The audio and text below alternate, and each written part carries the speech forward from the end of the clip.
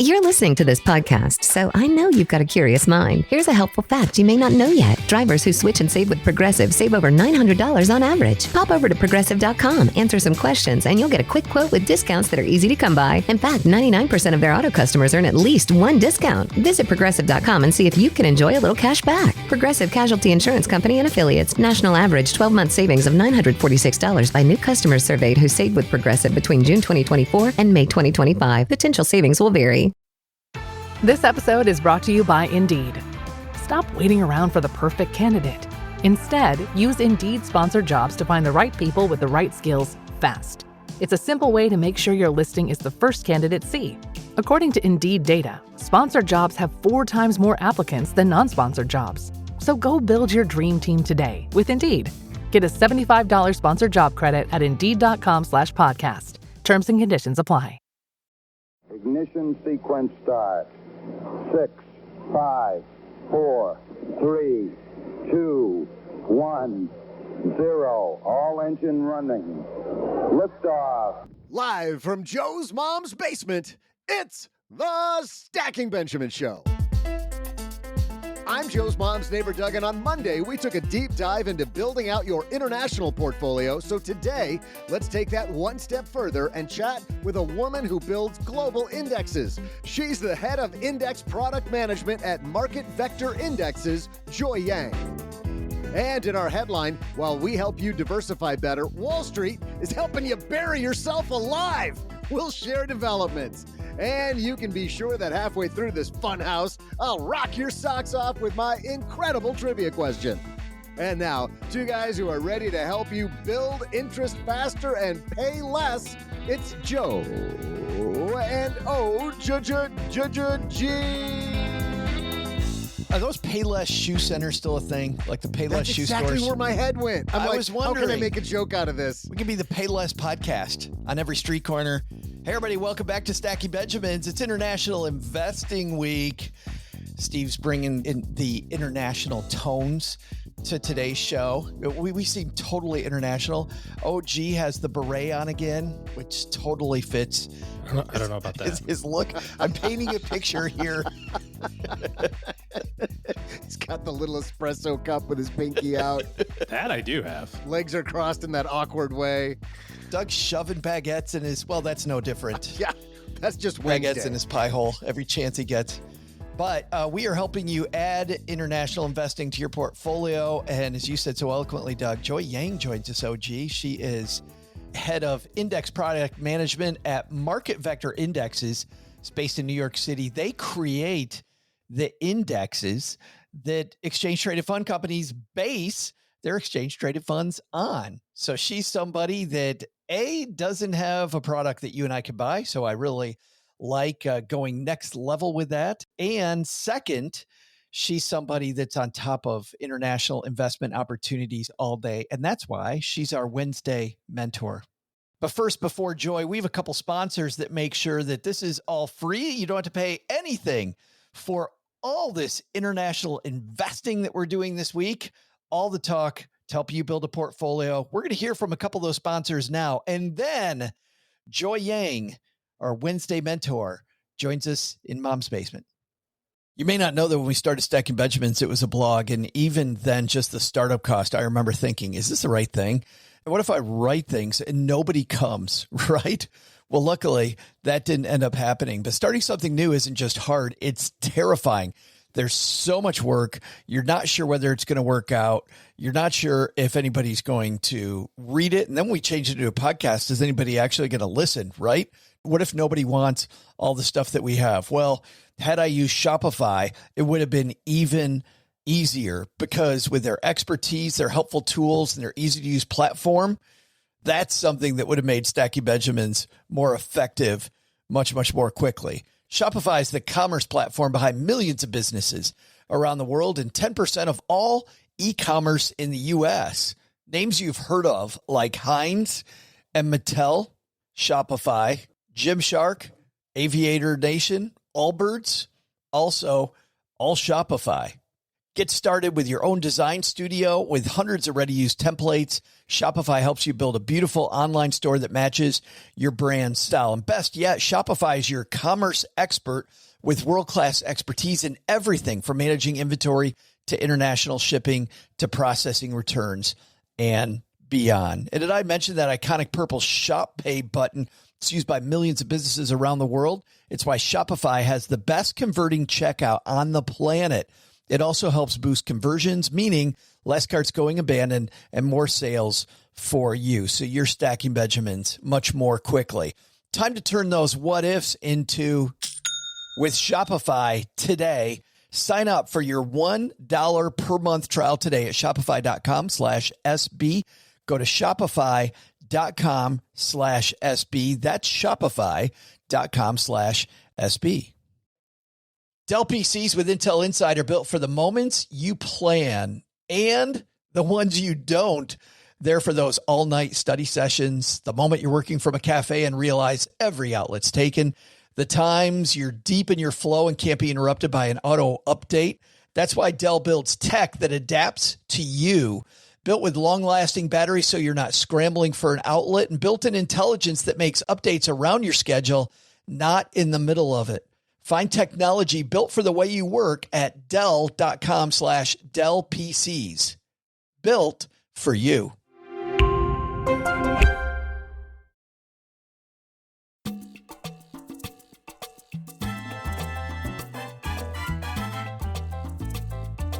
And I'm super happy we have the pro here. Joy Yang joins us. How are you?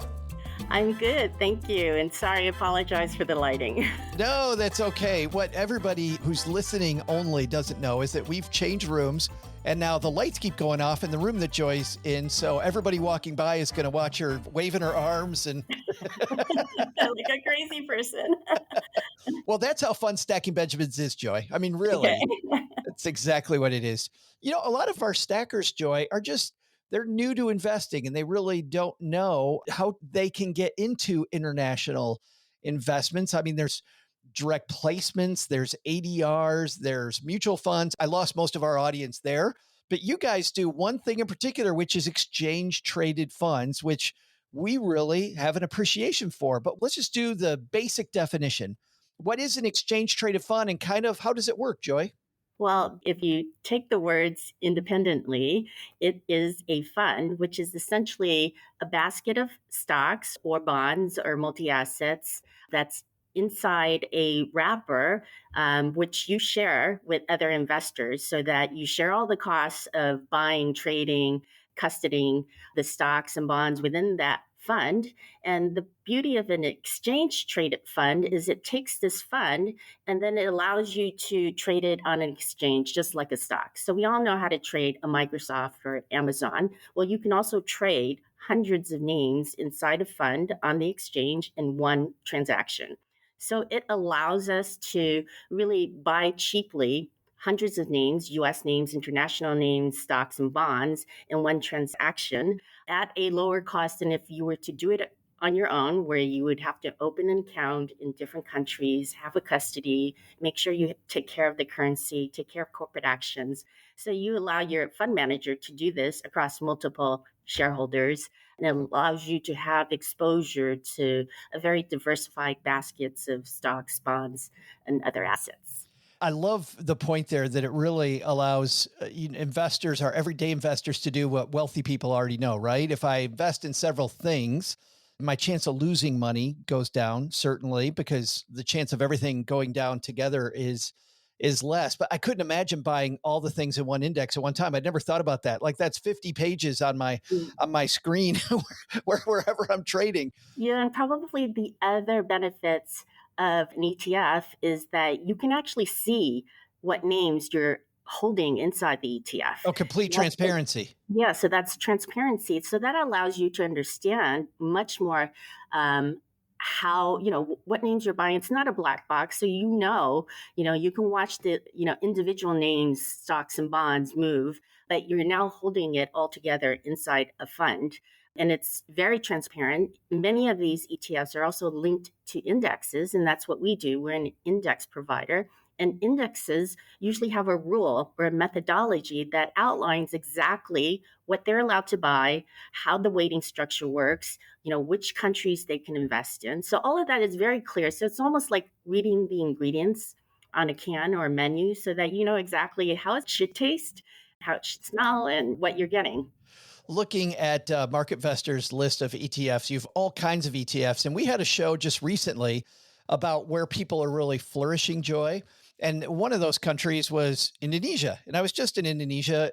It's been like a year and a half ago. It was amazing. But if I buy the Indonesia ETF, what you're saying is that means I'm buying an index of stocks that are all Indonesian companies?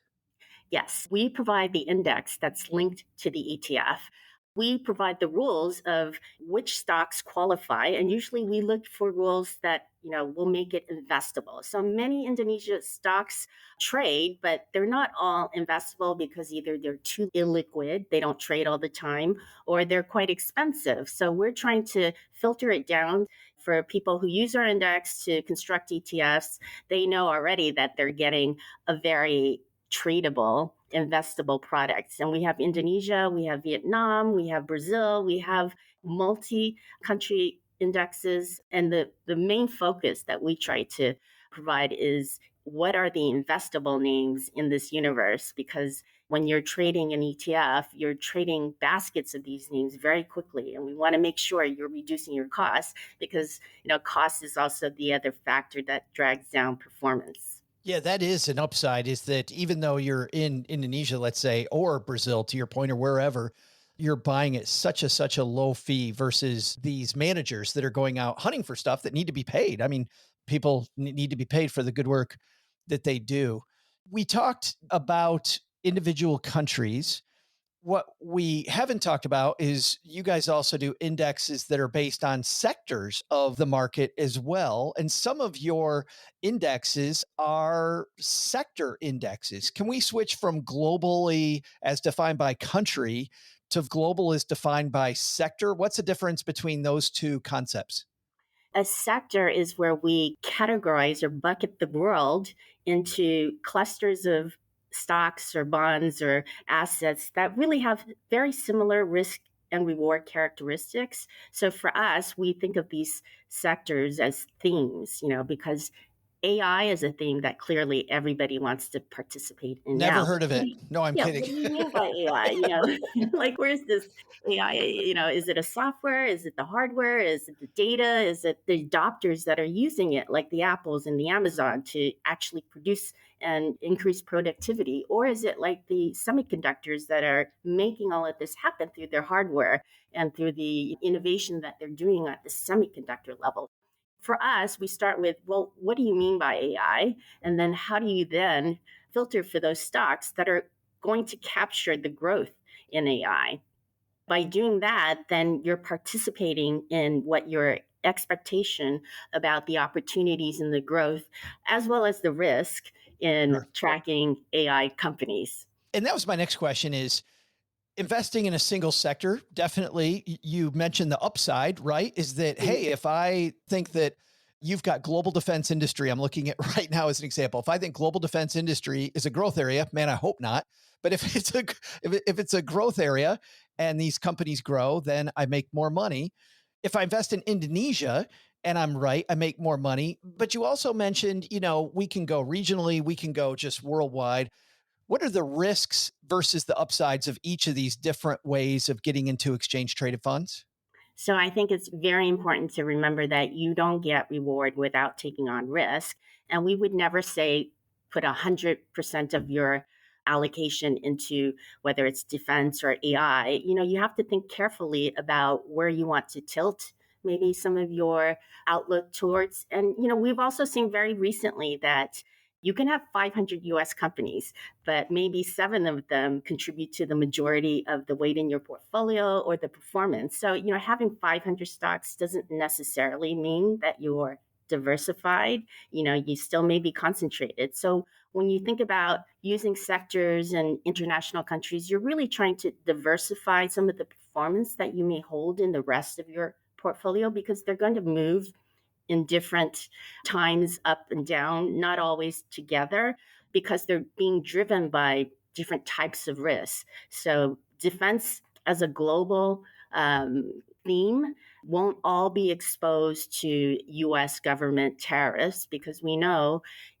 across the world, they're trying to reduce their reliance to U.S. military. So all of these international companies are trying to invest back into their own military companies. And so that's going to contribute through the structural investment by government into the growth of European defense companies outside of the US. So I think it's important to think about, you can get global diversification and you can get sector diversification, and you can be targeted by using both of those kind of levers to access growth where you think is going to happen, but still give you some kind of diversification.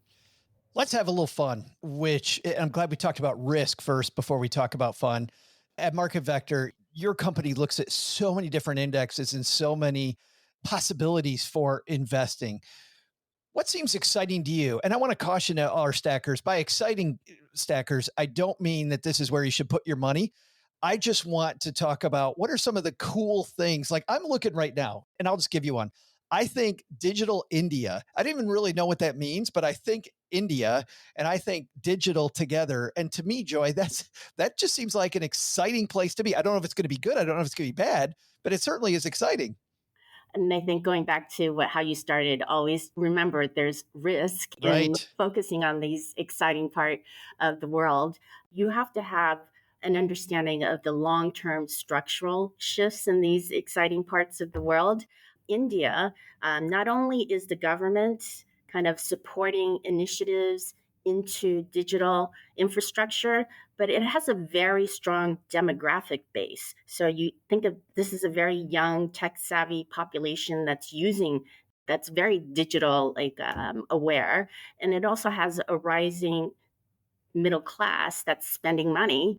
And on top of that, the markets are really evolving. So it has a very strong pipeline of IPO coming out. So all of this kind of contributes to the exciting part of why you want to focus on India and focus on digital India. But at the same time, be aware, don't put 100% Right. allocation into this, right? Yeah, I've learned this the hard. Emerging markets, Joy, is my favorite thing. And I always have to caution myself. Like, just because I'm excited about what's going on in Vietnam right now does not mean that I should put every dollar in Vietnam. Right. But also, this is an area where we're also seeing, because we've been so focused on the US and US exceptionalism, we forget there are really cheap, equally exciting parts of the world out there. And we know that America is exceptional, but innovation can happen anywhere. And we saw that with DeepSeek. And, so we have to open up your opportunity set, but also be aware that when you look at emerging markets, you're not just getting kind of the company risk, you're also getting the country risk. And as we saw with, examples like Russia, there's, very strong political risks also that may knock a whole country out. So when Russia invaded Ukraine, we had sanctions, and that essentially took down the whole capital markets, and people had to write off their assets in funds that held Russian stocks and companies. I think we definitely have to think about that whenever we're going into if we're getting country specific. I mean, we just talked about how exciting it is in India right now, but if the Indian government decides to change the game, that could change the whole opportunity. On Monday, Joy, we were talking about the countries that were leading the way. And I'm just curious, and no is an acceptable answer because this might not be your area of expertise. Poland, at the time of our recording, was the number one place since the beginning of the year in the world, up 33% at the time do you have any idea why Poland's leading the way? Okay, so we saw Poland and also countries like Germany are up on top double digit. But I would always be careful about looking at any short-term time frames. And I still think that's quite short-term, because if you look at the long history, whether it's Poland, US, Germany, markets are volatile. So in any short-term periods, they can be up 30%, they can be down 30%. Yeah. Right now, we know that there's a lot of countries were down 30%. So maybe they're just reverting back to their fundamental valuation. And we've seen the opposite. Countries like the US were up 20% back to back 2 years in a row. And that's not normal. And it means like sometimes you overvalue a particular area and sometimes you're undervaluing it. And then, for whatever reason, in aggregate, the market then comes back and adjusts and tries to reflect any information that they've absorbed recently back into the price. Another risk when you invest internationally, I know, is currency risk, right? The US, if you're a US investor, you're investing dollars, which could change the game. If you're in a different country, it might be a great investment. It could be a horrible investment for us or vice versa. I know an area that you have a lot of expertise on is in digital assets. Do you find that digital assets like Bitcoin are kind of changing that game? Yes, Bitcoin is just one digital asset, and it happens to have a very strong use case for a store of value. It's independent, so it's not related to any single government. It's decentralized. And more importantly, as we've seen that there's been a lot of, I guess, backlash against U.S. assets, people trying to unwind their reliance on U.S. treasuries or the dollar.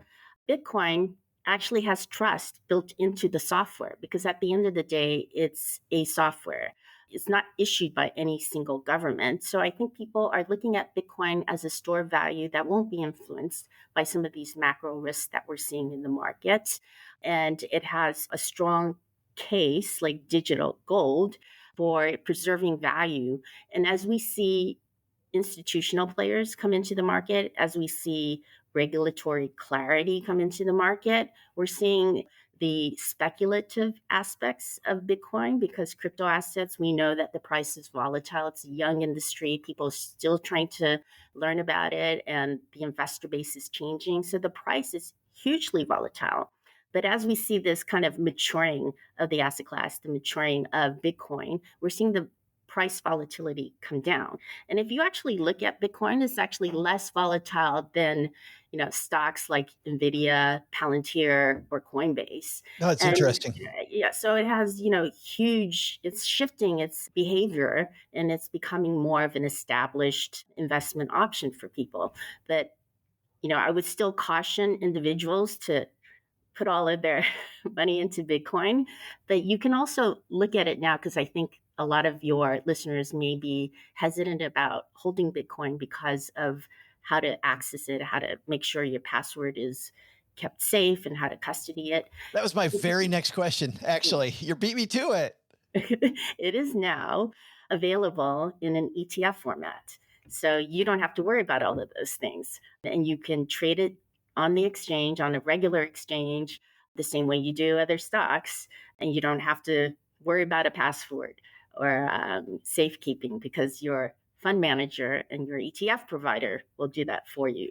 Or that horror story in the UK, that story of the guy in the UK that, I think he Lost went to, yes. And now he's trying to get permission. Yeah. No. Don't have to do any of that. When it comes to international investing, you talked quite a few times about, remember not to put all your eggs in one basket, make sure that you're diversified and really base this on your goals. Where do we really start? Do we start thinking, okay, maybe half of my money in different international investments is a good place to start, 30%? Like really, what's the rubric? I obviously know you can't answer that question directly, but I guess what's the structure of my thinking around how much of my money should be international, Joy? I think it's always start with what is your risk tolerance? Be honest with yourself because right now is the perfect time to think about, I thought I was very high risk, but if you can't sleep at night, given the current market, the last 6 months, right?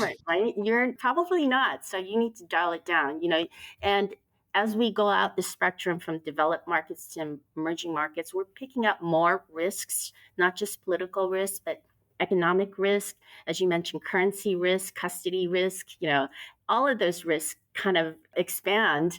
They expand the reward that you can get out of these countries, but there are real risks at any one point in time. Those countries, as you mentioned, can shut down and your money can be locked in.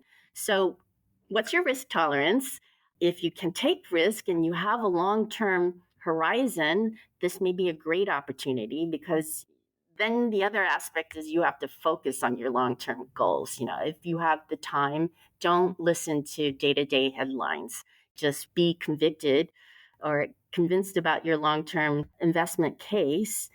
I think the other aspect is to keep it simple. If you're in an ETF wrapper, you let the fund manager and the ETF provider handle a lot of these issues around, what happens when a small country gets locked up, what happens with currency management, what happens with corporate actions. Just let somebody else deal with that, and then let them tell you the performance and the risk and the characteristics that you need to think about to understand your long-term goals. I want to talk just briefly about what you guys do at MarketVector's, because a lot of people don't really understand what you do, but you're creating the indexes that a lot of these ETFs we talked about earlier are built on. Yes. So we're designing things in a very rule-based way, so that takes a lot of the maybe active discretion out of it, because when you start thinking that you can time the market, or you can overweight Nvidia or Apple because you have some inside knowledge, just be aware there are a lot of smart people out there, and they're all kind of on the other side of the trade from you. But if you're being consistent and you're taking kind of the emotional investing out of it, and you have a rule that you're following, and you're rebalancing in line with that rule, then essentially you're letting the index do the portfolio management for you. And it's shown that over the long term, if you're constructing a very diversified index, it does what it says it's going to do. So you won't be disappointed. Well, you know what I love about indexes and what you guys do, Joy, is that it's self-cleaning, which is a part that I think people don't realize. If a company no longer qualifies for the index, you take it out, so I don't have to weed the garden as much. I can still keep my conviction, and I don't have to be picking out the companies that don't matter anymore. You take care of that for me.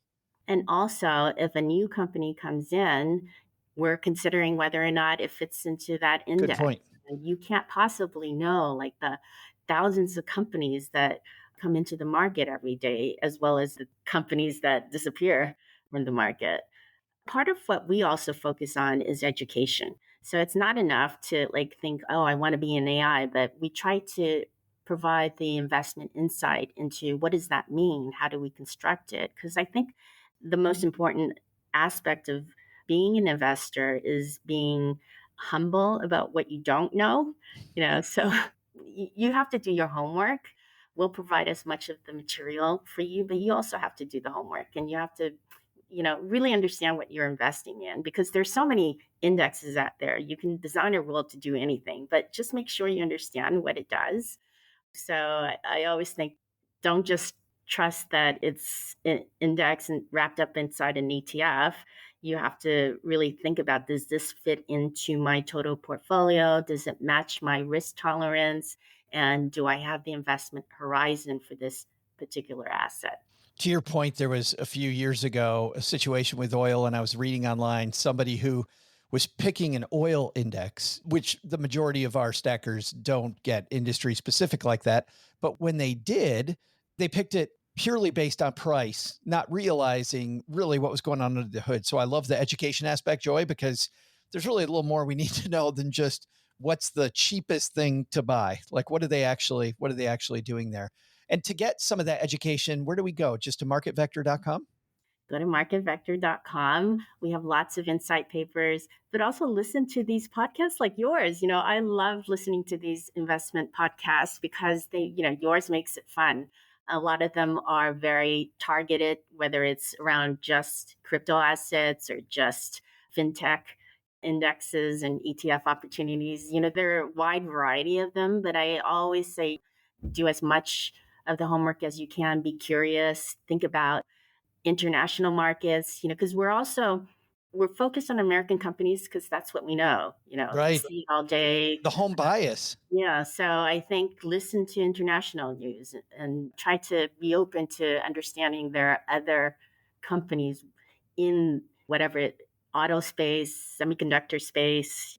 Every space has international categories in it, and companies that could be the next, star in that category. It's so fun. It's like this rabbit hole, Joy, that, as you know, that doesn't end. Like, as a money geek, which clearly you and I are, it's so fun. Thank you for mentoring our stackers today and helping us build international into our portfolio. I really, really appreciate it. Thank you. So fun. Hey there, stackers. I'm Joe's mom's neighbor, Doug, and back in 2003, a woman who stacked tons of Benjamins, the Martha Stewart, was indicted for securities fraud and obstruction of justice. She was one of the most famous personalities that a certain prosecutor trying to become governor was rounding up. Here's today's question. Who was the politician who had her arrested? I'll be back right after I go figure out what Joe's mom really does upstairs all day. That woman's shifty. This episode is brought to you by Progressive Insurance. Do you ever think about switching insurance companies to see if you could save some cash? Progressive makes it easy. Just drop in some details about yourself and see if you're eligible to save money when you bundle your home and auto policies. The process only takes minutes, and it could mean hundreds more in your pocket. Visit Progressive.com after this episode to see if you could save. Progressive Casualty Insurance Company and Affiliates. Potential savings will vary. Not available in all states. What would you do if your online store converted 36% more shoppers? You could take 36% more vacation. Another pina colada? Yes, please. Open a new retail location with 36% more square feet. Fantastic. Hire 36% more help. You're hired and you're hired. Shopify has the world's best converting checkout, up to 36% better than other e-commerce platforms. What you do with those extra sales is up to you. Switch to Shopify today at shopify.com/listen and get a $1 trial. Shopify.com/listen. Did you know Fast Growing Trees is America's largest and most trusted online nursery with thousands of trees and plants and over 2 million happy customers? Whether you're planting fruit trees, adding privacy, brightening things up with flowers, or bringing in houseplants, Fast Growing Trees has it all. Even better, they can help you find options that are right for your climate, your space, and lifestyle. Click Order Grow. Every plant arrives healthy with the Alive and Thrive guarantee straight to your door. So if you're ready to get planting, this is the moment. Right now, they have great deals on spring planting essentials, up to half off on select plants. And listeners to our show get 20% off their first purchase when using the code WWO at checkout. That's an additional 20% off. Better plants and better growing at fastgrowingtrees.com using the code WWO at checkout. Fastgrowingtrees.com, code WWO. Now's the perfect time to plant. Let's grow together. Use WWO to save today. Offer is valid for a limited time. Terms and conditions apply. Go to growingfasttrees.com for details.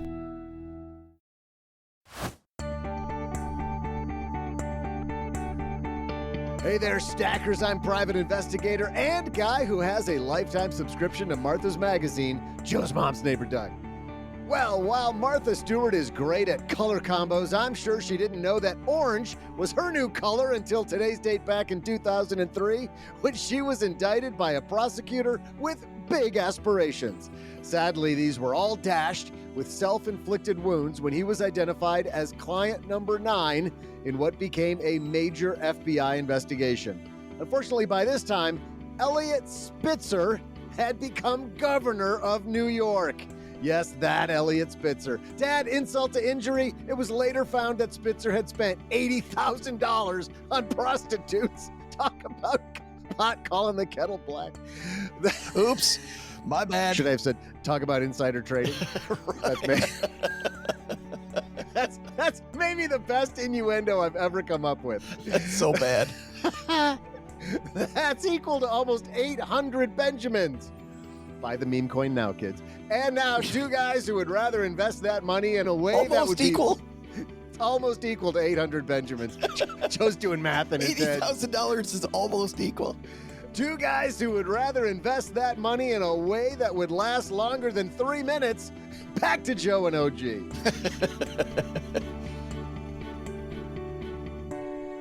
Pay him for 3 minutes and then tears in the corner. Yep. It's so bad. Remember that ugliness, and everybody Spitzer went after was out of the state of New York, shockingly. Nobody that could vote for him for governor did he go after. He went after Invesco in Houston. He went after strong funds in Wisconsin. He goes after Martha. What he really went after was headlines. He totally was just, ugh. Those were not great times. Let's do a headline, everybody.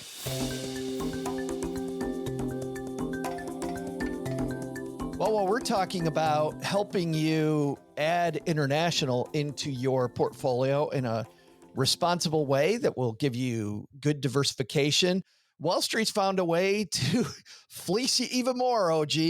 This is news a couple weeks ago in the Wall Street Journal. Ann Turgison writes, 401k giant to allow private market investments into your retirement portfolio. Isn't that great? No. This is so stupid. Let's read. More retirement savers are about to see private market investments. Can you try to say the author's name? Ann Turgison? Oh, you got it. Okay. I said it earlier. Oh, sorry. Yeah. Well, how often do we? I mean, Ann's a badass. We have not had Ann on the show, but she's written so many great pieces for the Wall Street Journal. Yeah, she's incredible. But I did get this. You just like her because you can pronounce it. That's the reason you think she's so great. That's why Ann's a badass. Yeah. Thank you for having a name that I can pronounce. So more retirement savers about to see private markets in their portfolios. The 401k giant Empower will start allowing private credit, equity, and real estate in some of its accounts it administers later this year. The firm announced a couple of weeks ago it's joined with 7 firms to offer these investments, including Apollo Global Management and Partners Group. So Apollo Global goes to Empower and goes, you know what, OG? We can make a bunch more money off of people thinking they need something they might not need. Let's talk about what is private, for people that don't know what private credit, equity, and real estate is. What exactly are we talking about people might be seeing in their 401k coming soon? Well, I mean, when you say private, I think the opposite of private is public. When I think of public companies, I think of big companies that we recognize, companies that we can invest in publicly. Amazon and Apple and, Johnson & Johnson and whatever. So when you take away the public and make it private, so it's got to be private companies that you can't easily invest in publicly. When there are firms that are growing but aren't ready to go to the public markets yet, a lot of times private investment firms will lend them money or will help invest side by side with them or be part of their investment to grow. You look at like a WeWork or something like that from years ago, right? But until they went public, they were funded. And sometimes you'll hear this on the news, that such and such a company raised $200 million. Well, what does that mean? That means that somebody took an ownership in that entity for an investment, and then they think that this investment is worth some number above that. All you're doing is you're adding another layer of complexity. You're adding another layer of hard to do due diligence because private companies don't have public financials, right? So you can't say, well, how much does the ice cream shop make, to use my ice cream shop analogy that Doug always loves.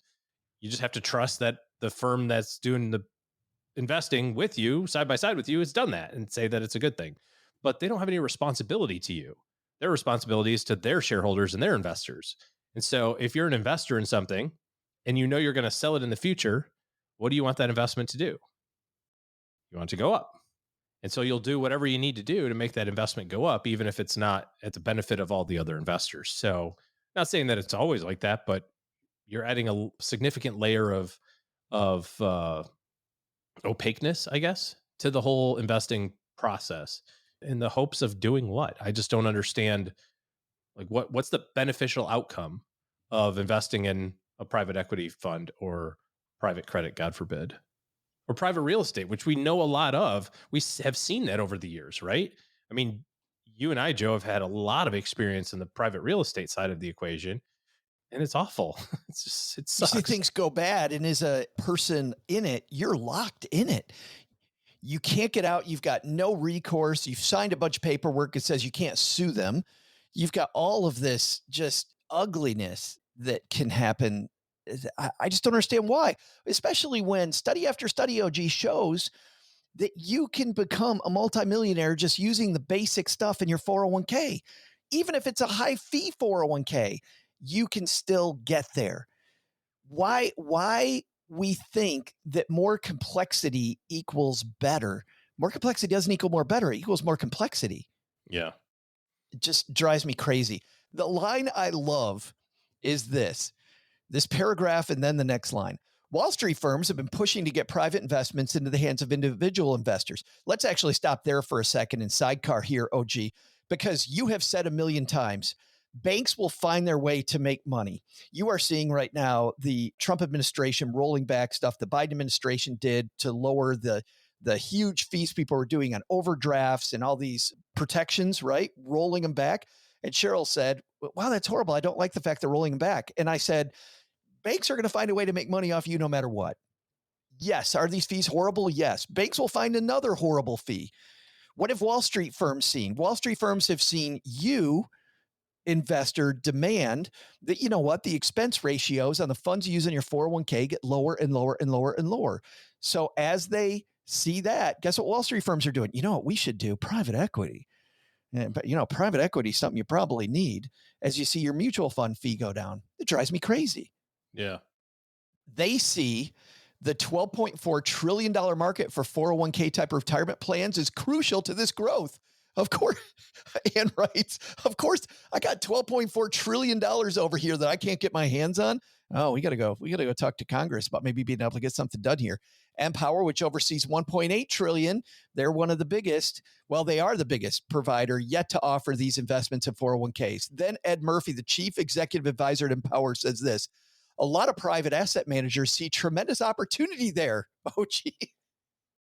They see tremendous opportunity. Sure, there's no kickback. Sounds so evil to say, doesn't it? I'm sure there's no kickback between PE firms and it's so transparent. Yeah, it's so transparent. And then Ed, of course, then says, and we believe there are tremendous opportunities for retirement investors and private investing. Ugh. Yeah.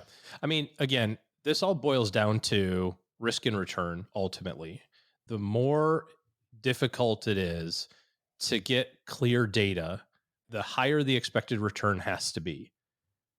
Look at your lending profile of your personal balance sheet, and you see how this works, right? It's like the tighter the loan is, i.e., so you go to get a mortgage or you go to refinance, you have $1 million house that you're trying to get a $500,000 mortgage on. The bank will be like, oh yeah, here's the money. There's like not a lot of paperwork involved in that. Like they're good with, like, if you've got a job, you're going to do that, right? It's no problem, because there's very little risk to them, because there's a ton of equity in the house that you don't want to give up. You can miss a year's worth of payments. They can still take your house and sell it and make their money back. And you know what I mean? Like there's very, very, very little risk to the bank for that. So because there's very little risk to the bank, they are going to receive very little return relative to other things. Now, look at something like your Visa card, which has a $30,000 limit. And tomorrow you can charge it to $30,000 like that, and they won't stop you until it gets to $30,001. And frankly, sometimes they won't even stop you above $30,000. They will just like go, oh, I'm sure it's okay. And then you can stop paying it altogether. And what happens? They don't get any of it. They can sue you, and you can say, well, I don't have it. You can file bankruptcy, and they go, I don't have it. So there's a lot more risk with that. It's unsecured debt. So what's the return on that loan? Well, the return on that investment for the bank, to flip it around and just look at the bank as an investor. The bank's return on investments, 30% or 25%, right? They have to get a higher return on the riskier things. And banks are experts at this. They know exactly what those prices need to be, or what those investment returns need to be in large piles of people, because they say, well, I know if I use this credit card with 1 million people, there's going to be some number of them that say, to hell with you, I'm not paying, right? But so it evens out. So look at yourself as an investor and say, well, if I invest in US treasuries, what kind of return should I expect? Well, you should expect a pretty low return. It's guaranteed. It's going to be there. What if I invest in this company that I can't read any of the financials, and somebody's down the line went, it's probably good, trust us? Well, you better get a hell of a good return, because you don't have any data on that. It's way riskier. Do you need that in your plan? Do you need, when you solve for your financial plan in your retirement analysis, do you need 22%? The answer is you don't. No one does. And if you have a 20% return potential, you also have a negative 80% return potential. You don't get one end without the other. So there's no usefulness in this. The other thing that drives me crazy with this, by the way, is there used to be some pretty heavy qualification rules, and what's interesting, of course, Joe, is you remember this, the qualified well, qualified purchaser is a different thing, but accredited investor rules, those numbers haven't changed in 30 years. And so, they're so arbitrary and so dumb. Well, they were, but they made more sense 30 years ago, because 30 years ago it was 100%. Yeah. Hey, you got to make $300,000 a year. My God, that's so much money. You have to have a net worth of $1 million. Oh my gosh, that was so much money. That was 30 years ago, but it hasn't scaled with inflation. If it scaled with inflation, that 300,000 would be $1 million of income now. The $1 million of net worth would be $7 million of net worth. And you go, think about what investors with that rule they were targeting then. If you think $7 million and up, what type of investor are they looking at? Those are investors that can take different risks. Those are investors that are looking for something way different than you and I are looking for. Yeah. They aren't necessarily looking for growth in their portfolio. They're the people that dug on that documentary that you and I have talked about. They're buying art, right? Right. They're buying classic automobiles. I mean, they're doing some of these obscure things in their portfolio that 99.9% of our stacker audience has no business being in if you're just trying to get to retirement successfully. Yeah. And they haven't scaled those numbers over a 30-year time horizon. And so these companies, private equity firms or whatever, are taking advantage of that and saying, well, now, I mean, not saying that $200,000, $300,000 is not a lot of money, because it is, but it's not the same as it was 30 years ago. $1 million net worth is it's a great net worth, right? But it's not what it was 30 years ago. It's a different number. So they're taking advantage of this. And I think ultimately, if you go through your financial plan and you figure out, here's how much I need to get to, here's how much I have saved already, here's how much I'm putting in, here's my company match, here's my other investments, here's how much I'm putting in those other things. Now, how much do I have to get to on the back end to be successful? Now, what kind of rate of return do I need to solve for to get to where I want to go? Your rate of return number is going to be 7, 8, 9, 10%. If it's 15, you have to adjust something different. There is no investment out there that gets 15 reliably. It just doesn't happen. Yeah, the chance of you missing that mark becomes so big. Well, it doesn't happen in real life. There is nothing that doesn't exist. It's not a possible thing. You have to say, well, I need to save $100 more. I need to retire a year later or something like that. And think about the investments that do 7, 8, 9, 10%. Much easier to understand. And as you and I have said a bajillion times here, you got to understand just the basics of you don't have to understand everything. That's why we have Joy on today, just to talk about the basics of getting into international investments, right? You don't got to understand what's going on in Poland, like we talked about on Monday. Right. You don't got to understand what's going on in Indonesia, but you certainly, it's not that hard to understand what international can do for you. But to get around the opaqueness of all this stuff is just garbage. And man, if you can keep your portfolio pretty basic, maybe just a few funds that you get, how they're working together, so much better than getting into this. Well, and let me just point something else out. If you are invested in U.S. stocks, your S&P, large companies, small companies, whatever, right? What happened in April from the 1st of April through the 8th of April? It went down 17% or something, right? I mean, like the market, in a hurry. Okay.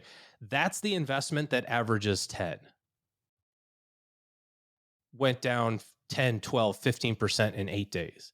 What do you think happens with the investment that averages 15? It has to be worse than that.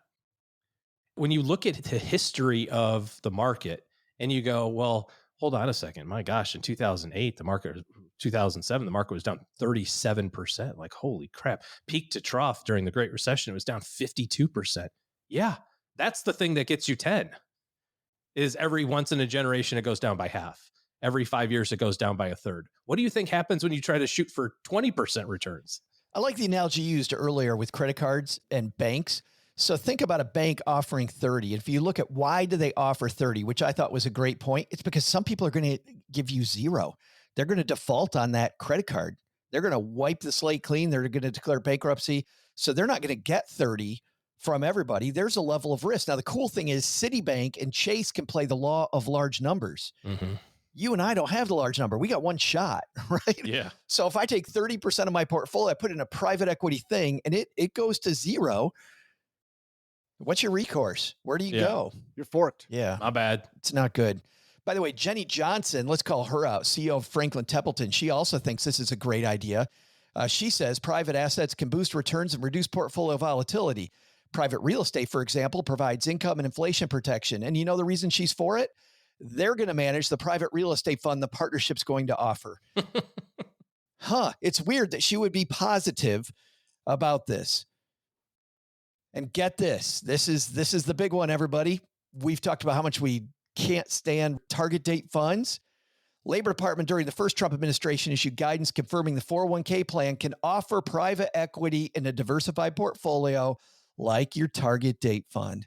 So you're like, oh, I don't want anything in this. I don't want to be in this. You might be in it whether you want to be in it or not, OG, if you just do that target date fund. Again, another reason to just create your own target date. Why would you not create your own target date fund?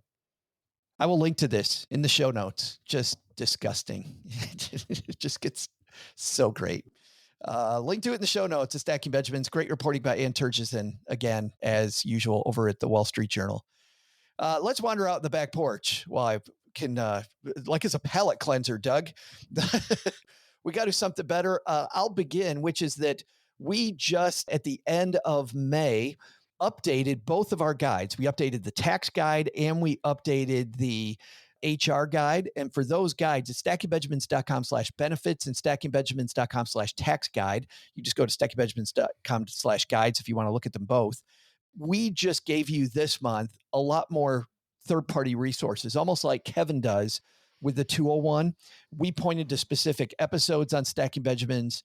We pointed to specific resources, which really we think are best in class for the different areas of tax planning and of HR, managing your different benefits, so that for people that want to dig in deeper, that's what we did this month. Of course, last month's update, we went into using your HSA well on the benefits guide, how to really dig into the HSA. And on the tax guide, not only did we add that, we also went into depths on backdoor Roth IRAs, AKA, what do we call those now? OG, Doug's mom. We don't call him Doug's mom in the guide. Should. And the reason we came up with that for people new to the show is I'm like, I hate the words mega backdoor Roth. It just is so, it's just a horrible phrase. It sounds really Here's something complicated. That's better. I said, we need something better. And OG said, we'll just call it Doug's mom. So maybe not great, but yeah. Top 5 SB moments of all time. Which led to your entire theme of humor for the next 4 years. It just got him wound up. What else we got from the community, Doug? We got a great review from Robin. Robin said, Robin H918, I think, so she drives a cool Porsche. One of my favorite podcasts. I really enjoy this podcast. Joe keeps the conversation going with great energy and thoughtful questions. OG brings solid financial insight with witty banter. Debatable. And Doug keeps it real with humor and enthusiasm, which is exactly what my 5th grade teacher told my parents at parent-teacher conferences. I bet. I bet. I love, like, when they have to find something nice to say. Which strangely came out as, I wish he'd shut up. Exactly. That is totally code for this kid is a class clown. Robin goes on to say, I love how they mix practical advice with fun, unexpected topics that don't feel boring or repetitive. If you're looking for a personal finance podcast that's smart, helpful, and hosted by people who feel genuinely approachable, this is it. Oh, thanks for that, Robin. Although approaching Doug, do it your own risk. I will just say. We'll just say. All right, that's going to do it for today. On Friday, we are shifting gears away from international. Thanks for hanging out with us today and on Monday. If you didn't hear on Monday, our deep dive into international investing, you want to go back and listen to that. Or if you have friends that really need to be better diversified, I hope these 2 episodes can help your friends do better. So you guys can all go to the Caribbean. Let's talk international destinations. You can go to the Mediterranean. You could go to... Does the Caribbean count as international? I mean, is it the Caribbean or the Caribbean? I don't know, but yes, it does. Although I don't know if it does anymore with the renaming. I think it's just all part of us. Now that it's all, it's weird how that name changes the second you get outside the United States. We are now in international waters. It's not like South America isn't international. Just because it has the word America in it doesn't make it not international. There's a lot of Americas. There is a lot of Americas. Yeah. But when you tell people I like international travel, and then you hopped You on say I'm going to Cancun? Yeah, a 38-minute flight to an island off the coast of Florida. I don't know if that really qualifies. I'll still take it, though. I'll still take it. Yeah. Good times, everybody. Thank you so much. Doug, what are the things that should be on our to-do list today? Well, Joe, first, take some advice from Joy Yang. To diversify your investments, begin with your timeline and focus on broad themes instead of individual companies. You'll decrease your risk while keeping your ability to earn from international stocks alive. Second, private equity, more like private trash. No need to get fancy in your 401k. Stick to the basics. But the big lesson? Turns out Joe's mom was spying on me, spying on her. She claims I took 3 chocolate chip cookies off the tray earlier. I said, Ma, you know my body's a temple. I would never eat those cookies. It was Joe. I totally took those cookies. Thanks to Joy Yang for joining us today. You'll find Joy's work at MarketVector's ETFs. We'll also include links in our show notes at stackingbenjamins.com.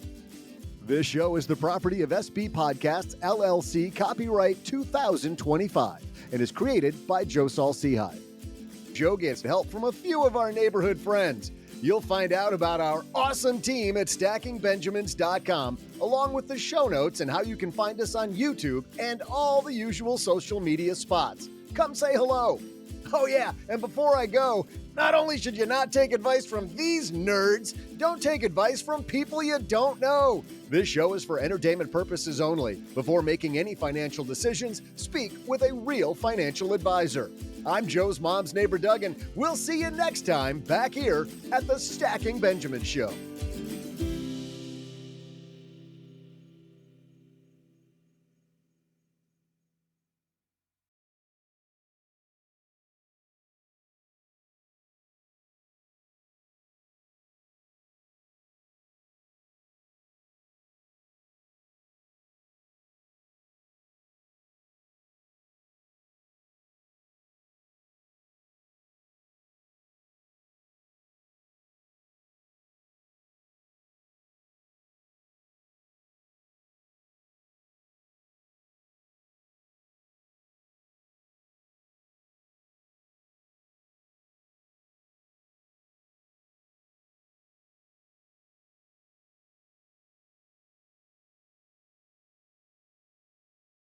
I'm sure you guys have both had not like proud parent moments. Like I think of proud parent moments like, oh, my kid caught the game-winning touchdown. I'm so proud of that. Or, just like this cool thing that they did. Of course. Our middle kid, William, is working on it's kind of a project, but the class is kind of over. It was an AP class. And for those of you who have AP class kids, those classes end in early May because all of the AP tests are taken at the same time across the country. I don't think they're literally the same time because I don't think in Hawaii they're doing calculus tests at 4 a.m, but it's the same day in local time or something. Yeah. So all the calculus kids are taking calculus tests at 8 a.m. on Tuesday the 13th or something. But the class is still kind of going on. I think the class is over, but they gotta, they just can't let the kids run wild in the hallways. Anyway, so William is working on this project and he asked me this question. He goes, "Do you know about the such and such of group of people?" And I don't know if it's a tribe or whatever, but, and I said, "Oh, of course I did. Why don't you tell me what you know about them and make sure that you know what I know, because I have no idea who the hell these people are." But he's telling me this story about how they were a community that was settled by the British and they hated the British. I'm like, who doesn't? And yawn. Yeah. There goes all the British fans. The colonizing British. Anyway. Sorry. But anyway, so he's telling me the story and like how they wanted the British out, and the head guy, the leader, the tribe leader, the shaman, whatever, this is how the story is told, is that he had a vision of how to get rid of the British. And it was, you had to do all these things. Anyways, so he's telling me the story. I'm like, okay, cool. That's great to know. I don't care. He goes, "Let me show you what I did for my project." And so he feeds into ChatGPT. It's totally allowed for this class and for this project. So he feeds into ChatGPT all of the, I need to have a storyline of, do you know this story? And ChatGPT's, of course I do. I don't, but I'll make one up. Yeah, exactly.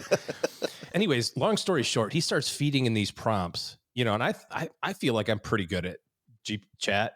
No, 15-year-olds are good at ChatGPT. Like they know what to do. And he's like, and this is how you do it, Dad. You got to, give it this. So he has this thing create like a slideshow of still images of this event that happened. Like this man waking up in his tent with a fire.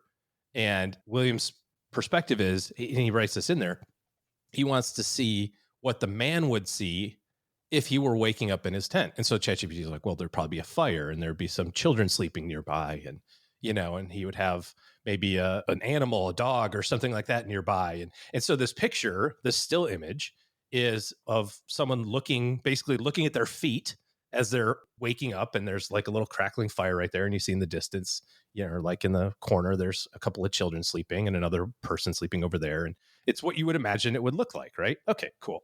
Good picture. Very highly detailed picture. Then apparently there's an AI tool where you could take this picture and it will loop. It'll take the picture and go like, here's what was right before it. Here's logically what's right before it, what's right after it, to make it like a little vignette of like a movie. It's just 5 seconds of like, so in this case, it's the guy sitting up. And so you see like he's looking up, and then as he sits up, the image pans down to his feet. This 10-second, 5-second, whatever. There's this whole storybook on this thing. He sat there for maybe an hour and 20 minutes and banged out this entire thing of like 20 pictures, all these video vignettes. And I'm like, well, how does this gotta cost money? Like, how do you get, he goes, no, you just use a different email address to sign up and get the free trials. Every time. He's like, you get 2 every free trial. So I just have 10 email addresses to get this done. It was the most creative thing. William is very, very, very logical. And so to have him be able to contextualize this descriptive environment that he had just read about, basically, obviously with some help of ChatGPT, but then to create that and know what to ask and how to turn that into, it's a whole new wave of the future that the three of us can't even comprehend right now. It's mind-boggling. Sam Altman, OG, mentioned that the other day in an interview, said that, the exciting thing he's seeing with ChatGPT is coming from teenagers, to your point. He goes, it's almost like the early days of iPhone and smartphones, where, the 45-year-old is fumbling around. How do I use this thing? And the 15-year-old or 10-year-old's like, whoop, whoop, whoop, whoop, whoop, whoop. Yeah, they're 7 steps ahead. It was so impressive. I was like, this is so wildly good. I don't know if you had this feeling, because I always had that feeling when my kids did some amazing stuff, and that's truly amazing. But I was always like, how is this kid related to me? Like, I could have never done this in a million years. Well, I don't have those genes for creative detail in any way, shape, or form. My brother can look at a stack of Legos and go, oh, Eiffel Tower, and make it. Doesn't need directions, doesn't, Millennium Falcon, and just does it, like he knows what it looks like. And I look at a box of Legos and I go, my feet hurt. Right. Already. I want to throw these in the trash. Please. So I think they got a little of that from Lissa, but yeah, it's blown away by how I always great that wonder was. too, though, how like kids from the same parents are so different. Do you wonder that as well? Like, how are my kids so amazingly different when we made them all? The classic nature versus nurture discussion. Yeah. I remember in high school, my twins, they had the same AP history teacher. And he's like, I love watching your twins because they learn and they think completely differently. Like Autumn, my daughter, is very A equals B, B equals C. So therefore A must equal C. And then Nick goes, oh, the answer's C. And then, the teacher looks at him and goes, why is it C? He goes, it just is. Come on, it is. Yep. Yeah. Skip to the end. I mean, 2 kids and just even their learning patterns, totally different. Yeah. Those are my 2, exactly what you just described. What's even more interesting on yours is that they're like 3.5 minutes apart. Right. 7. In age. Yeah. 7 minutes apart, and that's even a crazier mystery. But what you just said is exactly right. I remember when my boys, who are 2.5-ish years apart, we would sit at the dinner table and I would just sort of quiz them on different facts or trivia or shocking, right? And sometimes it would be a math related question, or I would kind of create a little business scenario. OG always uses ice cream shops. I always used to use a bike shop. And the exact same thing would happen. My oldest, Tucker, would, just do the math. You could see him doing the math and he would take 20 seconds or whatever it was. And the Fintern would just spit it out and could not answer why. But he didn't have the self-confidence at a young age to spit it out. He would wait for his older brother. Because, it's that whole birth order thing. He's like, we're waiting. Yeah. Yeah, exactly. While you go ahead and do the math. And while mom and dad are distracted by looking at you, and if you're coming up with an answer, I can throw my carrots on the floor. And give them to the dog. But yeah, the same thing. He just didn't know why he knew the answer. He just got it. And it took so long to convince him, dude, you might be the smartest one in the house. Just step up. You just need to step up and have the confidence. And that took a long time for him to develop. Well, he is your kid. I mean, it's a really important thing, I think. And what we've decided to do years ago, we'll see if it works. I think it will, is to really let the kids like lean into the stuff that they're really good at. And then just be okay with the B. We don't want C's and D's, although I know that happens. But, high school's not that challenging, in my opinion, to not be able to pull off a B or a C plus if you need to, type of thing for our kids anyway. Yesterday, in this whole thing was going on, William came down afterward and he goes, I have a question, Dad. I have a B in English, which is not his favorite subject. He's like, if I do the last 2 pieces of homework and get 100% on them, I still have a B. If I don't do them and I get zeros, I still have a B. Should I do them? And I was like, my answer to that. He's like, so I don't have to do it. I'm like, you're right. You don't have to do it. This is the system they built. They built the system. You're just playing the game. Don't hate the play. I hate the game that they laid out. I said, the only challenge, of course, is your teacher could argue you didn't complete everything. So they're going to wait on it. He's like, and then Lissa's in the background. She goes, you should try your hardest on everything. And I'm like, no, that's not true. If you're just getting a B, if you're a B student, just be a B student and have more life. You know what I mean? Like, why stress over being a B plus student? Like, just take your B. Just enjoy life. Taking my B and going home. But do the things, like to your point, with your kids where they just go, this is the answer. Like, I'm good at this. Do more of that. Spend that time on that. Get better at those things that you're really, really, really super good at. I think if we spent and gave kids a lot of grace around, you know what, you're just not a science kid, and that's cool. You have to have some cursory knowledge of that. So we're going to make you take, biology and chemistry, and, you got to know that this stuff exists in the universe. But you're really good at literature. You're doing that. So anyways, it's the end of the school year, so we're super excited to see what the summer brings. So I'm just wondering, is he going to be the next now? Is he like Francis Ford Bannerman with his new movie making skills? He has a surprising amount of creativity. So he's very analytic also, but the creativity is really profound. He has there's so many other things I could tell you guys offline, but he's very quick-witted. More companies he scammed by using 16 email addresses.